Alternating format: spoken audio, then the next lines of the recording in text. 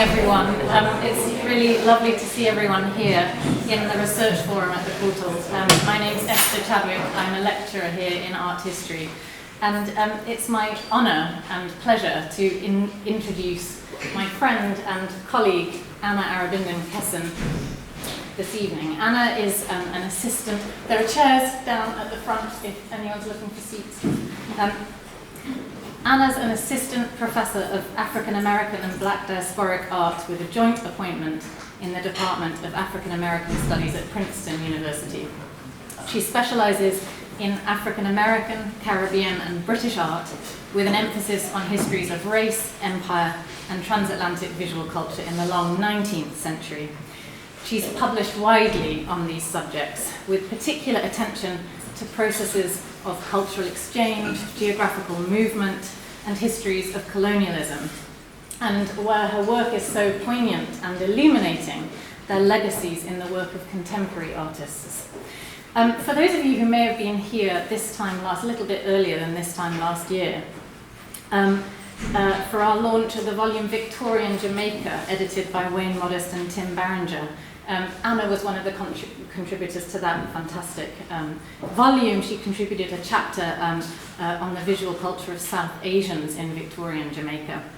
And when she's not teaching or writing articles and books, Anna's an active curator.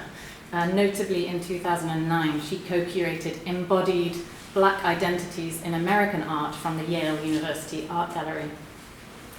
Anna's training and career is truly global in scope, having taken her from Sri Lanka, where she was born, to New Zealand, to Australia, to London, and then to Yale University.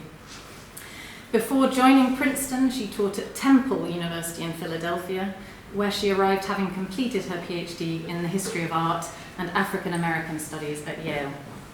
Tonight, Anna's talk is drawn from her very soon to be published monograph. When's it coming out, Anna? They tell me January 21st. January 21st. So coming out this month. Next 2021. Entitled Black Bodies, White Gold, Art, Cotton and Commerce in the Atlantic World.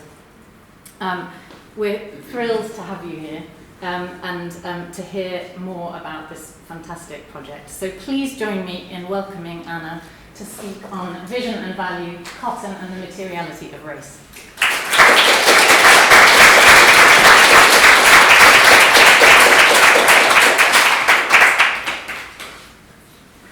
Thank you, Esther. That's a really lovely introduction. And sorry about my voice. I have two young sons who kindly gift me their germs whenever they can.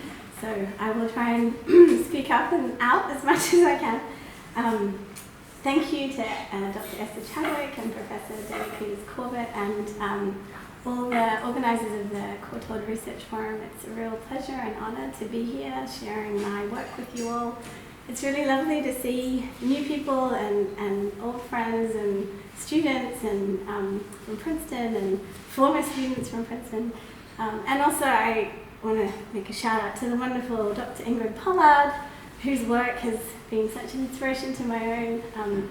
She's sitting here and she has some work in a show at Alto Italia, Southeast, which you should all go and see. It's up until March this year. So the talk that I'm going to give is sort of an overview of the themes and the work that I'm doing and examining in my book. And Esther pointed out, I have moved around a lot. I've also had another career before academia. I was a nurse for 7 years, and you'll see, I think, in this talk that I'm very interested in and pushing up against questions of seeing and perception, and this is certainly something that I've come to think about more because of my career in the health field.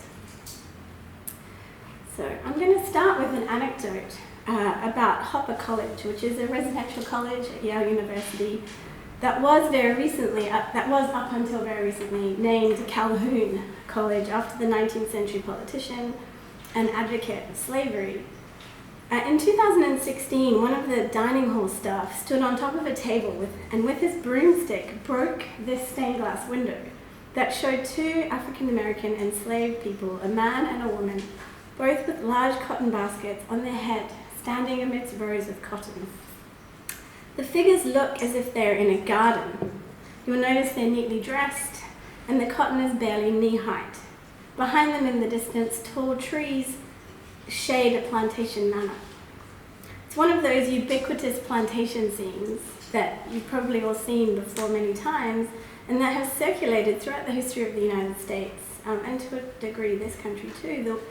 And we can see in this the window transforming the vicious brutality of chattel slavery into an ornamental motif in which enslaved workers become decorative tropes. Now, I sat and ate in that dining room many times while I was a graduate student at Yale. I was affiliated with the college, so I was there almost every week. But I never noticed this window. So when I read about Corinne Anaphase's act of civil protest, I was both surprised at my own ignorance and impressed by his courage. Initially, he was charged for reckless endangerment and criminal mischief. He resigned from his job, but then was later reinstated. Corinne Anaphase's act of civil protest exemplifies the deeply symbolic nature of cotton in the social imaginary of the United States. It's a symbolism that calls to mind, visualizes deeply troubling yet fundamental histories of exploitation that birthed the United States. But it really was his explanation of his actions that stuck with me. He explained, no employee should be subject to coming to work and seeing slave portraits on a daily basis, end quote. Menafee's comment makes a crucial connection between what we see and how we see, a connection that he shows has a powerful material impact on the conditions within which people live, work, and act today. So in this talk, I'll be exploring this connection between the material and symbolic meanings of cotton. I'll be focusing on the ways cotton has been represented and used in American art more broadly, and I'll do so from a very particular viewpoint, one that artists have created for us. So in 1992, the African-American artist Leonardo Giroux created Untitled Number 25.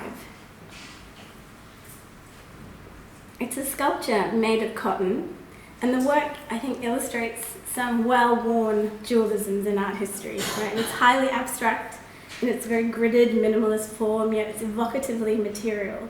It is intensely haptic, it's asking to be touched, yet frustratingly, its layers and layers of cotton obscure our vision. Repeating the shape of the cotton bale, it is both handmade and industrial, it's both raw material and finished product, both commodity and art object. Now, Giroux's material insistence extends beyond cotton, and in other works, he's used rust, paper, wires, detritus, essentially, to explore the beauty of waste and decay. Recalling the formal explorations of artists like Jackson Pollock, Eva Hesse, and the Arte Povera group, he's developed his craft in the late 80s and early 90s and created a really abstract sculptural language with the material insistence and refusal of the figure that seems directly opposed to the striking and alluring photographs of an artist like Hank Willis Thomas. Now, Thomas's photographs draw from archives across the world, and they explore genealogies of visual culture. He uses the mechanics of the photograph as a reproducible mode of vision and a circulating commodity to deconstruct chains of signification embedded in circulating genres of representation across time and space. Now, I am, as a good art historian, setting up a false dualism, right, between the abstraction of Leonardo Giroux and the figuration of Hank Willis Thomas in order to collapse it. Because really, despite their very different uses of media and techniques, both are fundamentally concerned with meaning and materiality and the relationship between those two concepts. Giroux's post-minimalist aesthetics and Thomas's spectacular surfaces draw our attention to the organic and the ideological meaning of materials, and to the ways they hold meaning, both visible and invisible. We could think of Sarah Ahmed's term of the stickiness, right, of things, the way things kind of stick together. So as Giroux explains, and I'm quoting here, cotton is a material with memory. It has a history. It is not something that is picked up at random. It is something that has a life of its own, end quote. So what is this life? this history, this memory of cotton, and what does it allow us to see? The 19th century American and British consumers understood the significance of cotton too. Right? Its symbolic meaning was expressed in very material ways, and these are lithographs that were circulated both in the UK and the US. There's a series of 12 in all. The progress of cotton, as we can sort of see in a shortened version of these lithographs, was really used as a symbol and an illustration to materialize progress itself. A circulating commodity, cotton became the symbol of expanding networks of global capitalism, helped along by colonialism and the transatlantic slave trade. It was variously described as a thread that bound, a fiber that connected, a textile that clothed the world. Merging plantations and factories into a global industrial complex, it also offered a discursive means of expressing national identity. As Ralph Waldo Emerson wrote, and as Luther Terry illustrates here, cotton thread held the Union together. So the world of connection that cotton opened up remains an important framework for scholars today too. And across disciplines, the form of cotton circulation provides a framework for tracing, uncovering, and mapping historical experiences, understandings, and expressions of a global imaginary. There is a paradox here, of course, because cotton's movement from place to place in these kinds of illustrations and paintings, and its transformation from raw material to cloth or processed commodity, depended on another process of abstraction. What traders and buyers ultimately looked for in cotton was the elision of labor, the absence of any trace of handwork. So while historically cotton might have materialized the intersections of the local and the global to somewhat, it also covered over the human dimensions of labor and its experience. And this is the paradox that is the starting point for Lubaina Hamid's abstracted schema in a 2002 piece, Cotton.com. This is a early installation from 2002. It has been up again more recently, I think 2017, at Spike Island in Nottingham. But what I'm showing you was how it was installed at an exhibition in Manchester in 2002. So here we can see Cotton.com arranged in an expanded grid that consists of small black and white pattern canvases. And there were 100 in all that she made that faced a brass plaque on the wall opposite.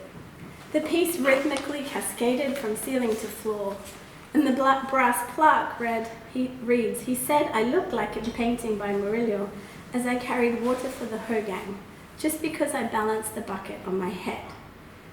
Now the cotton canvases are painted with a large variation of patterns. They're in black and white, and for Hamid, she was also conceiving them as something like letters or a series of communications, as the digital title also suggests. And historically, they also referred to letters that passed between radical Manchester factory operatives across the Atlantic and sent to the US to support Lincoln's Emancipation Proclamation. Hamid has also described in interviews how she imagines the ways factory operatives in Lancashire and black enslaved people in the South might have imagined correspondences with each other in the movement of cotton. And she talks about kind of conjuring up the way things might have been caught in the fiber of cotton as it crossed the Atlantic, bits of cloth or hair, traces of the labor left in the cotton itself. And so each canvas symbolizes one moment of this imagined correspondence, and it creates a space of dialogue for these unseen bodies, both white and black, whose labor materialized the connections between plantation and the factory. In a sense, Hamid is collapsing the space between plantation and factory that Luther Terry depicted, and highlighting the convergences of labor. So this idea of convergences or entanglements has really provided me with a useful way of stopping and looking more closely at the material implication of these kinds of connections. So if we go back and look a little more closely at the text of Hamid's work, it's a paraphrase of a quote from Frederick Law Olmsted, who was an architect traveling through the southern US, specifically through plantations in the 1850s and early 60s. And Olmsted describes a lot of plantation life, and he's referring here to the idealized paintings of the Spanish painter Esteban Murillo to reinforce the sort of picturesqueness of this unnamed enslaved woman, literally turning her into a picture of a female water carrier. So because of his expressive style as well, Murillo was sort of used as a code word in this time to express the picture worthiness, right, of a person or a scene. And so Hamid is trying to describe this interaction from the knowing perspective of the woman rather than from Olmsted, and she's actively describing her experience of being objectified as an aesthetic experience. She's actively describing how she's being turned into a picture. Now, being turned into a picture is another way of describing how you might be abstracted out of representation. It's another way to consider how the materials we use to understand the history of slavery, documents, diaries, plantation accounts, also include aspects of that history, turning flesh into figures and human lives into numerical form. And Hamid's canvases return us to these archives in other ways too. They imitate patterns of 18th and 19th century textile samples that you see in Brunus's paintings that were made in Manchester, England, and transported across the world, attesting to the intimacies of trade in goods and people, in which cotton was the currency of choice. So if we look at Agostino Brunia's picturesque scenes of life on the island of Dominica, his market scenes really highlight the circulating economy of commodities, in particular creating a relationship between textiles and black bodies, which position the Caribbean within a very complex choreography of commerce.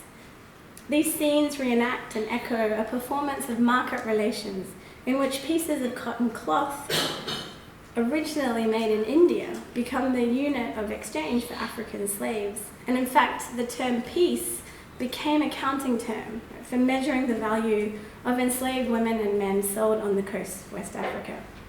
But from as early as the late 17th century, British and European manufacturers were producing cotton textiles that were often poor imitations of these Indian-made fabrics for domestic consumption and for the African trade.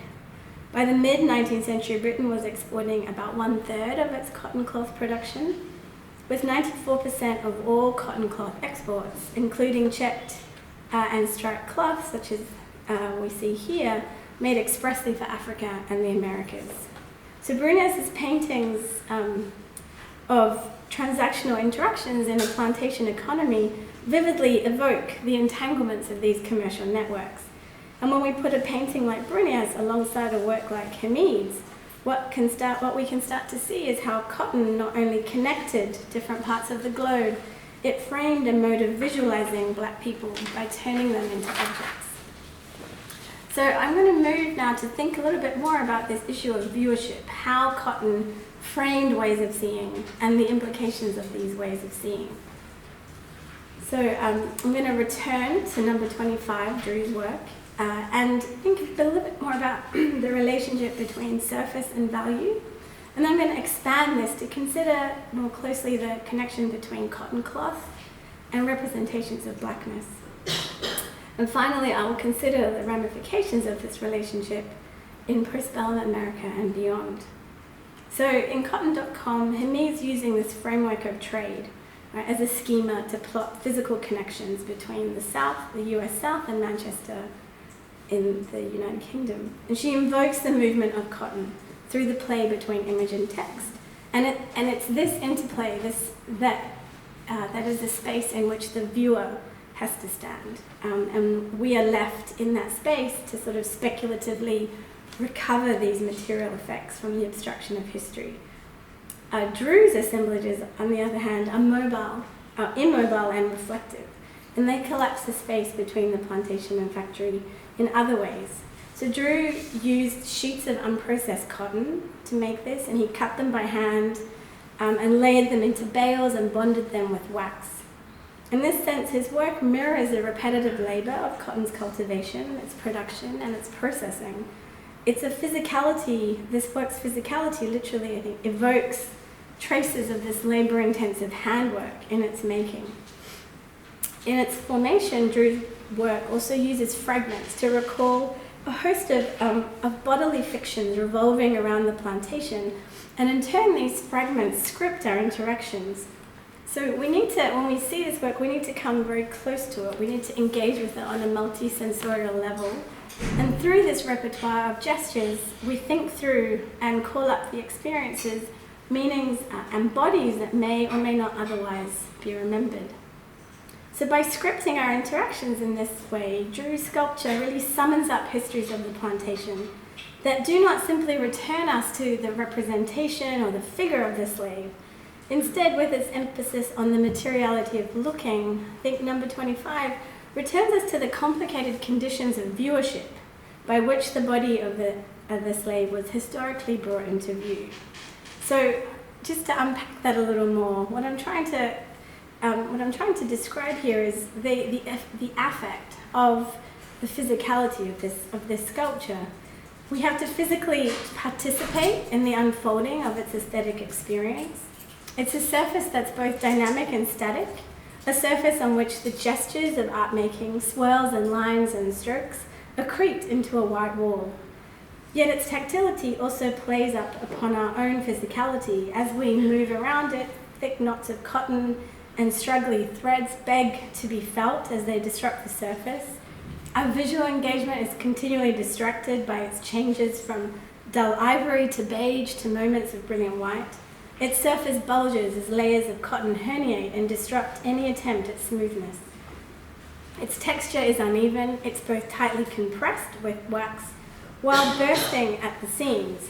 And so as we're reading the meaning of the art object through all of these art historical formal terms, we're also reading the materiality of cotton itself. And so ironically, in undertaking these formal considerations of surface, there's a parallel here with historical descriptions of classing or valuing cotton itself, in which traders and planters carefully assess the surface of cotton, its color, length, texture, and in their valuation.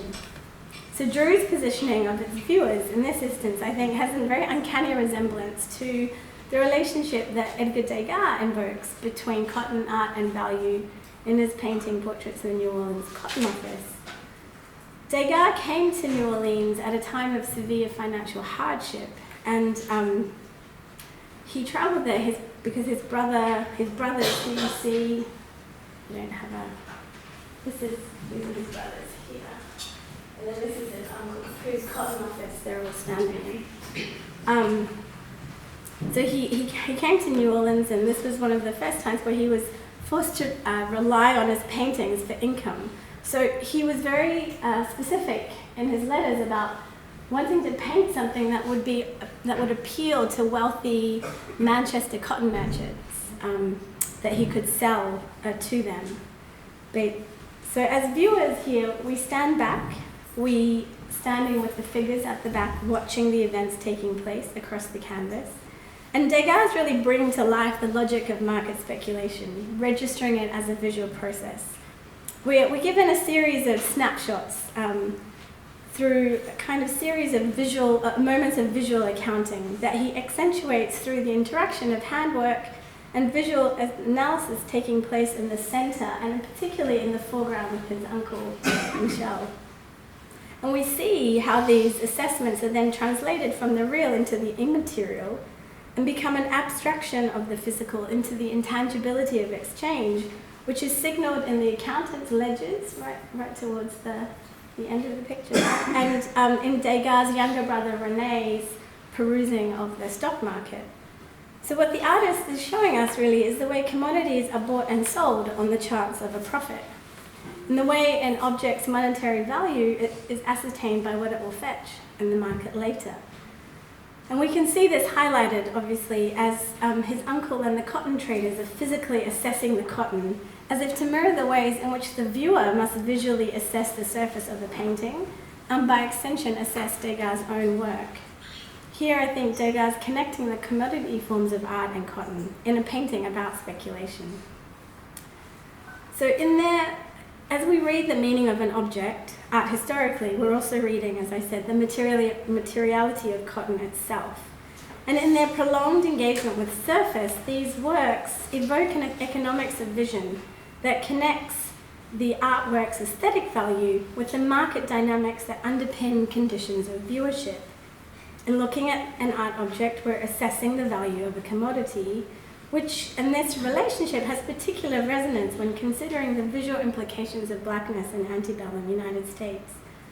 Cotton was not simply the currency, the clothing, and the product for which black bodies supplied labor. The body of the slave, a bale of cotton, and a piece of cotton cloth were all global commodities that underpinned the political and social economy of the Atlantic world. The movement of enslaved Africans tracked that of cotton. First bought and sold in exchange for cotton cloth, they were shipped across the Atlantic. Then bought and sold in relation to the price of cotton fiber, they were, in the United States, shipped along the Mississippi, or down the Mississippi, in ever-increasing numbers to ensure supplies of the commodity met demand. For as the African-American intellectual and orator Frederick Douglass reminded his audiences in London, when the value of cotton goes up, so does the value of a slave. The absence of bodies and the abstraction of Giroux Sculpture particularly then returns us to these market connections between blackness and white cotton that reveal what legal scholar Amy Robinson has argued is the visual logic of commodity exchange, end quote. That is to say, this artwork materializes the fundamental economic process whereby vision becomes a form of ascribing and assessing social or market value. So in this next section, I want to turn to examine cotton's other form, cloth, and I want to explain a little more about this process of ascription and assessment. Brownish and rough to touch, these samples of cloth are known as, quote, Negro Cloth.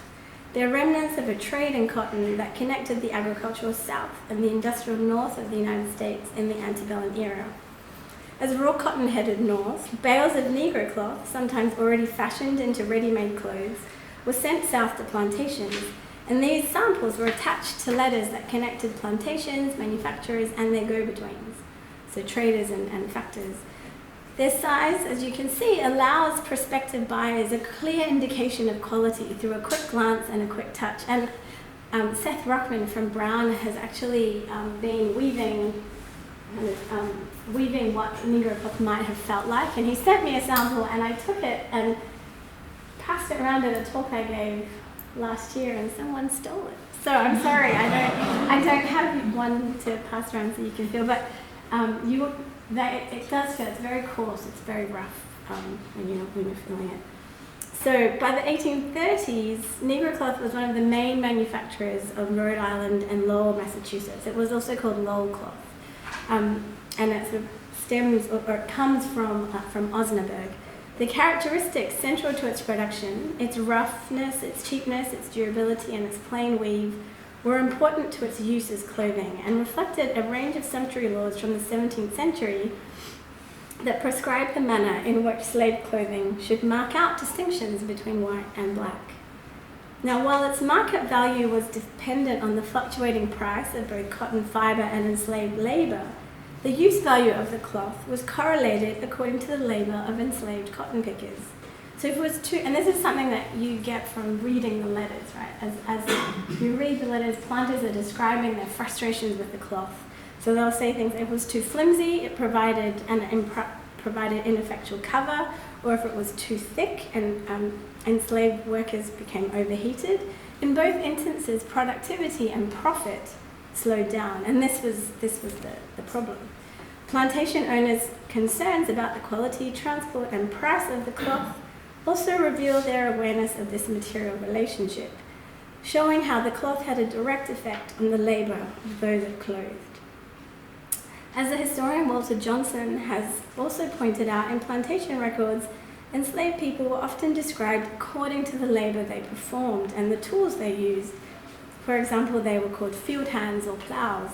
And through their labor, they were literally, in this way, reduced, abstracted to bodily parts. So inexpensive, functional, unattractive, and uncomfortable, Negro cloth reinforced this abstraction. It was worn to regulate labor, and its surface materialized the value of blackness as a usable commodity by identifying its wearer as a possession.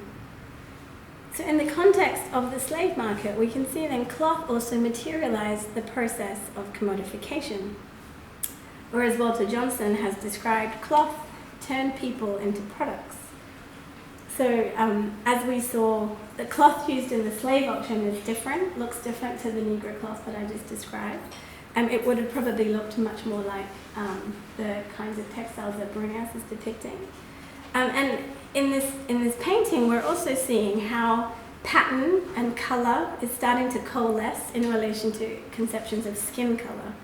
So emerging first from West African consumers' tastes, these associations between certain kinds of patterns, certain kinds of skin color, also converge with the growing body of literature about racial difference and took on social connotations. Across the Atlantic, the idea that black Africans had a taste for bright, or in the words of writers, gaudy, colors and bold prints was increasingly well circulated in design manuals, sample books, and trade reports by the mid-19th century. And this perhaps helps to explain why cloth used on the slave market looked so different to that which was used on the plantation, as if to draw attention to the individual attributes of those on sale. In the slave market, the aesthetic meanings of pattern and and color were conflated with and made legible the commercial value of enslaved black people. So Planter's assessments of slaves at auctions was also an assessment of their potential to produce profit, a profit marked in pounds of cotton. Planters speculated on cotton and enslaved people, hoping their investments would provide good returns. They looked for physical attributes in the people they bought and sold that would indicate future profit. It was the black enslaved woman that historian Jennifer Morgan has argued was central to this idea of futurity, because she provided two forms of return, reproductive and non-reproductive labor. I think this libidinal economy is really evocatively described in British artist Lefebvre Cranston's painting. He travels to the US South in the 1860s. You can see here the detailed rendering of color, pattern, and cloth unfolding into a series of transactional relationships in which black women are being bought, sold, and possibly undressed.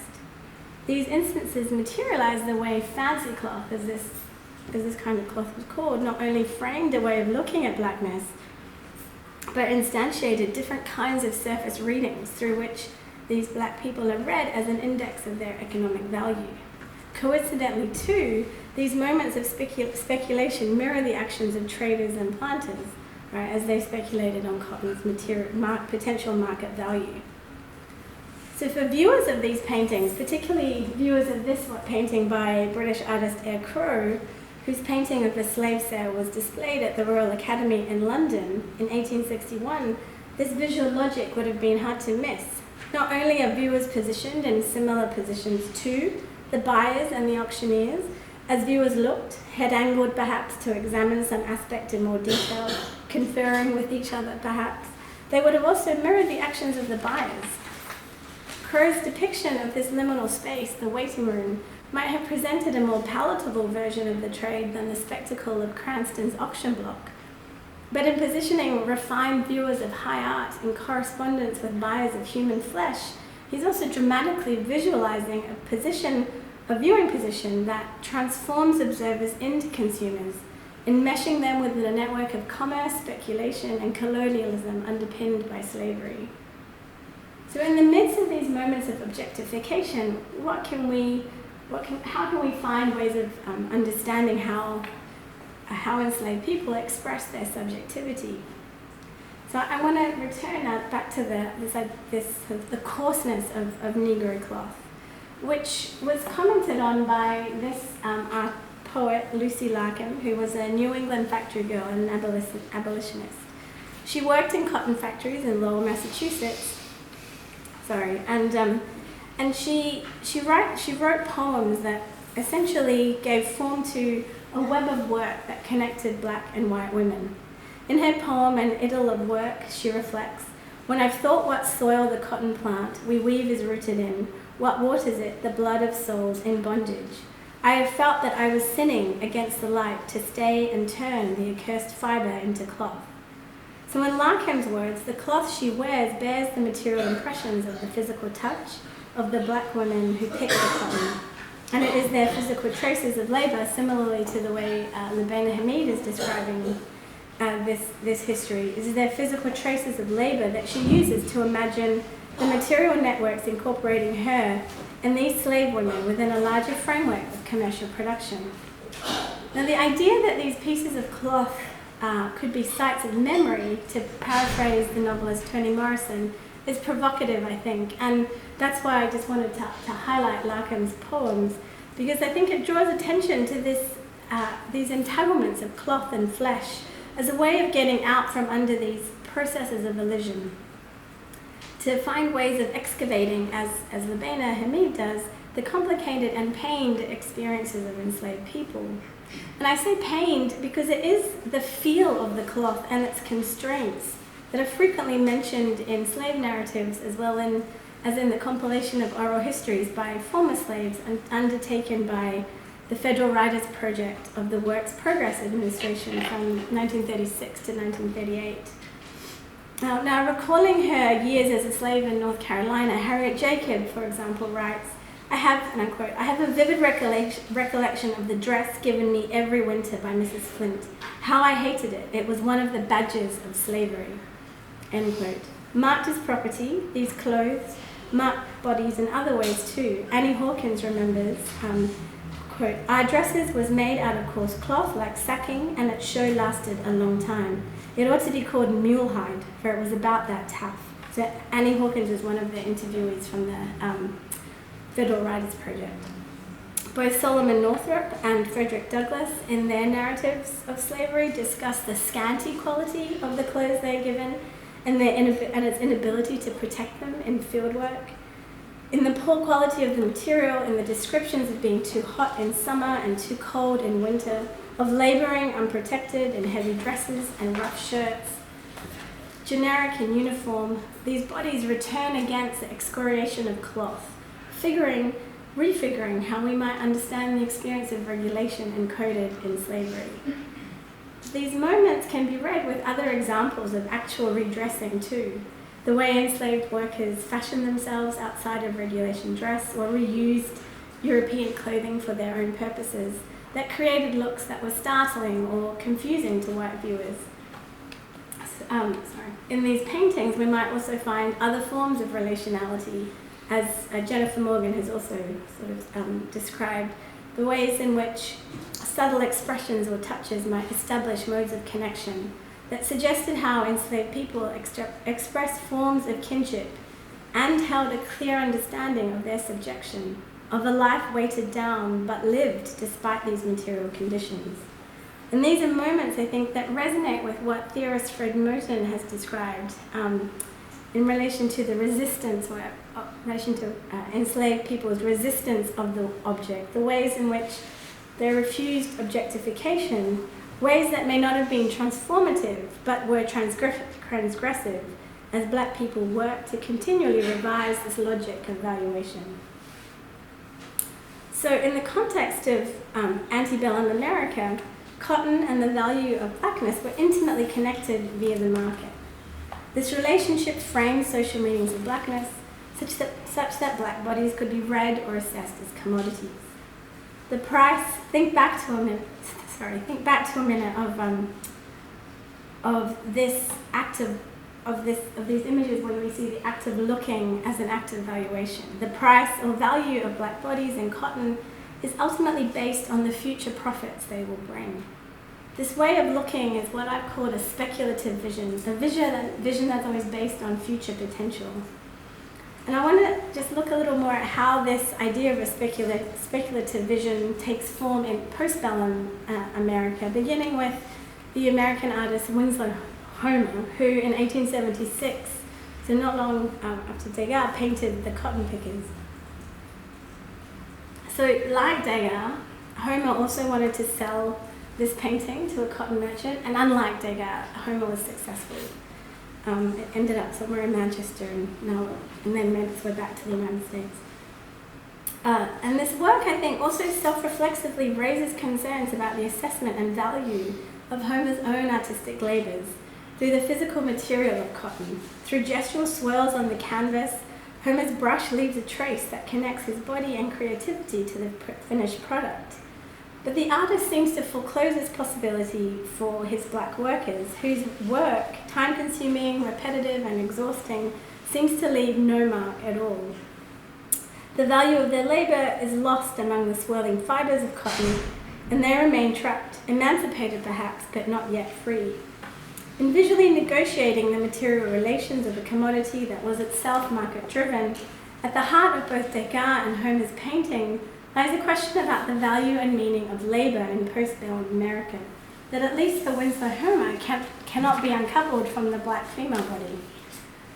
In making this association, Homer's painting is referencing also a growing market of images in which the labour of black bodies, signalled through the cotton they worked, was increasingly read as a sign of their fitness for freedom, a proof of their potential to be useful, productive citizens. And just quickly, this is a photograph taken in 1862 during the Civil War in Port Royal, one of the sea islands off the coast of South Carolina.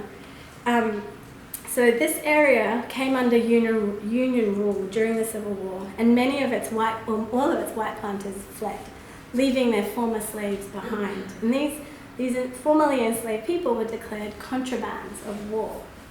And what this area became, and it was described as a rehearsal for Reconstruction. So missionaries, industrialists, military came to this area and essentially kind of experimented on how they could assist enslaved people from being slaves to being free. And the cultivation of cotton was understood to be a key way of acculturating former black slaves into being productive American citizens, as was education and religion. So Port Royal was essentially a speculative venture. And I think we can kind of see some of that, some of those ideas emerging from this photograph. We see here these black women quite literally grounded in, yet rising from the cotton itself. And here we can think about how cotton perhaps recalls, projects, and ultimately locates these bodies in a new national structure. Just as we see cotton being processed on its way to a final product, so too we're able to imagine these newly freed black bodies on their way to becoming, but not yet productive, profitable, and useful American subjects. And we see these kinds of images repeated in stereographs, postcards, and they also provided a kind of touristic view of the South post-Reconstruction. They're calling on a nostalgic past to reimagine what the future and what the present could be. And they also provided northern viewers who couldn't travel to the South with a view into what the South looked like. They were a form of time travel, providing viewers with a way to connect what they see now with earlier plantation narratives. So my argument, what I'm trying to say here, is that while these photographs might allow reading that takes us to the past, they're also helping viewers look to the future, suturing the association of cotton and the free black body in the evolving shape of the nation. And why? Because faced with the free but troubling black body of the post-Civil War era, Jennifer Ray Greeson has pointed out that these kinds of images which reinforce the status quo also and help sort of symbolize the productive potential of the New South, also help to project an idea of the nation, right, as it sought to regain international importance. So we see this particularly in the ways Homer and O'Sullivan are returning us back to the black female body, connecting her labor and her productivity to the productivity of the land and, of course, the productivity of the artist. These photographs and stereoscopes as mobile circulating images solidify the speculative nature of the black body as a condition of its visibility. So what I'm trying to say here is that even in freedom, blackness remains a form, to quote Saidiya Hartman, as a form of appearance of value. In this new speculative economy of representation, blackness becomes a sign of another kind of futurity, of value expressed or measured through the liberal ideology of the social contract and the appearance of the productive citizen. Being black and free, in other words, still meant providing evidence of one's value as a productive citizen. So faced with this visual economy in which the black body must constantly be read as a proof of its potential, we can understand the fraught nature of self-representation for black artists and writers in the 19th century. Not many black artists engaged with the subject of cotton in the 19th century. In landscape painter Edward Mitchell Bannister, it appears only once, and in a very ephemeral form. Bannister is, by this time, based in Rhode Island, an area, as I've already mentioned, really framed by the entangled relations of commerce and commodification. And in this unfinished study, which is possibly a view of a textile mill that had been owned by one of his patrons, he opens up a view of a smoking textile mill next to a waterway on which figures sail small boats. Bannister's textured surface is suggestive. The river evokes a material and metaphorical conduit between this landscape and slavery's legacies in the South. Furthermore, the laid and impressionistic brushwork, like Homer's cotton dolls, gestures towards the substance of cotton while also revealing Bannister's aesthetic modernity, a modernity reinforced by the harmonious relationship between industry and nature, leisure and labor, that could also be read and has been read by others as a sublimation of this other slave-related history. This sense of layering or encoding perhaps reveals Bannister's own position, Bearden position as an artist and a black man in the United States in the late 19th century. But his paintings also raise another question about viewership, which is, how do we see this history congealed within even the most generic American landscape without being framed by its logic of vision and value? Now, returning to this history in the 20th century, other artists found other ways, like the enslaved people I described earlier, of reformatting the connection between vision and value. In the work of self-taught artist Clementine Hunter, for example, paintings of cotton pickers and plantations are both memorials and artifacts that tell a history of black life, labor, and love. Hunter was born on a plantation in New Orleans towards the end of the 19th century, and she draws on these personal memories to reframe cotton picking as an emblem of both her community's earthly striving and a recollection of her own physical connection to place. Like Hunter, other artists such as Willie May Johnson also incorporated motifs of cotton and sharecropping in their work. Here, using his self-consciously naive style, Johnson's lyrical rendering emphasizes the strength and resilience of his workers without idealizing the experience of labor itself. Based on his memories of his youth in Florence, South Carolina, Johnson's work is part of a broader effort at this time by black artists to excavate, document, and depict the authentic experience of rural and folk lives. It is the dignity, not the drudgery, that we saw in Homer's painting, perhaps, of labor that Johnson evokes here. The dignity that's reinforced by the cross-shaped tree trunk in the background, suggesting how work, family, and religion were the foundations of rural life for black people. And in Romare Bearden's syncopated collage technique, he reclaims the agricultural South as a site of black community and innovation, but also a site of myth-making. His abstracted, dreamlike figures, while recalling the painful history of plantation slavery, defamiliarize it as a site of black negation and elision. Created from quotidian materials and drawing on African American artistic practices of quilt making, this collage might be thought of as something like a history painting that both memorializes and locates its aesthetic innovation in a history of black resilience and cultural experience. Here, cotton provides a way of materializing, not eliding, black subjecthood. And in visualizing this history in a different way, all three of these artists, who were making work during the years of segregation and the civil rights movement, create frameworks for imagining or speculating on alternative futures, in which the refigured relationship of race, place, and national identity are established through new forms of aesthetic innovation, new ways of seeing that allow us to construct new forms of relationship through which the measure of a person's value is radically transformed. And this really is, I think, the point of Hank Willis Thomas's work. Returning to the past, he to inform new ways of seeing really underscores his work. In this print, he's used a carborundum printing style to heighten the colour and effect of this 1970s photograph, which was used on the record cover of an album by an unknown now band called the Butterscotch Caboose from Memphis. You can hear them or watch them on YouTube for a song called Black Hands, White Cotton, where the white singer kind of is speaking from the position of a black cotton picker. So here in Black Hands, White Cotton, which is also where I got the title for my book, here the light, soft, fluffy cotton ball is contrasted with the lined, leathery hands imprinted by the lacerating work of picking cotton. While the crossed wrists recall images of the shackled limbs of slaves, there's also something seductive about the images with all of Hank's work. We follow lined rivulets along outstretched wrists. We notice the evanescence of the cotton, the lattice background of the cotton crop. There's something ornate and ornamented about the surface that recalls the format of advertising and commercial photographs. And like the cotton ball, it is a reminder of the ways forms of objectification continue to be translated into a racialized gaze that restricts how certain bodies are read and the places they can be seen. Here, not only does the cotton picker remind us of the incomplete project of emancipation, the footballer reminds us of the continued ways that black lives must generate their value to American society.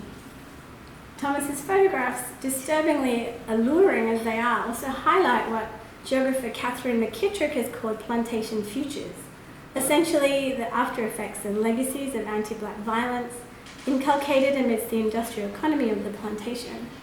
And so we cannot, and certainly I think Hank would not want us to either, look at these photographs without also considering the historical continuities between American slavery and the prison industrial complex, which is here, I think, really powerfully depicted by Danny Lyon in an image called The Cotton Pickers, made between 1967 to 69 as a result of a 14-month project that took him to several penitentiaries in the Texas Department of Corrections.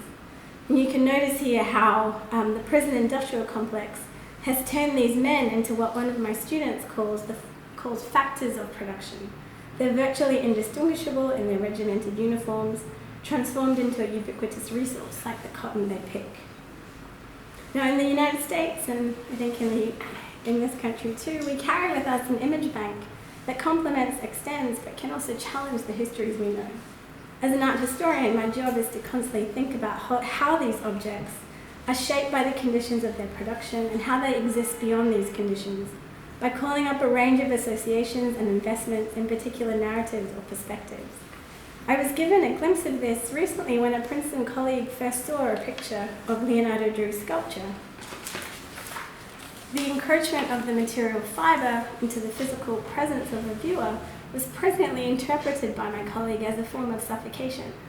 This artwork became for her a powerful symbol of the smothering history of racism embedded in the United States. Facing this blank wall of white cotton, even though mediated by a projector screen, she described the piece as a kind of historical asphyxiation. For her, it materialized Eric Garner's gasping pleas as he struggled to break free from his murderer. I can't breathe. The struggle to break free from the chokehold of white supremacist terror that Untitled number 25 evoked from my Princeton colleague strikes me as a powerful, heartbreaking, and crucial component of why cotton and its representation remains such an important visual symbol to detangle. Saturated with associations of race and slavery, exploitation and terror, it also saturates our view of the past and the meanings we have made about whose lives matter.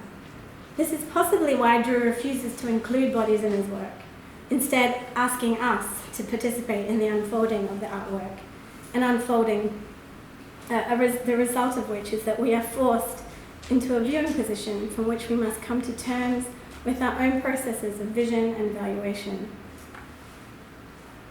Corinne Anaphase's act of smashing the stained glass window is, I think, the perfect metaphor for what these artworks I've described do. They show us how to disrupt, how to shatter, and how to radically transform the politics of vision that shape the ways we see, we know, and relate to each other. We just need to look. Thank you.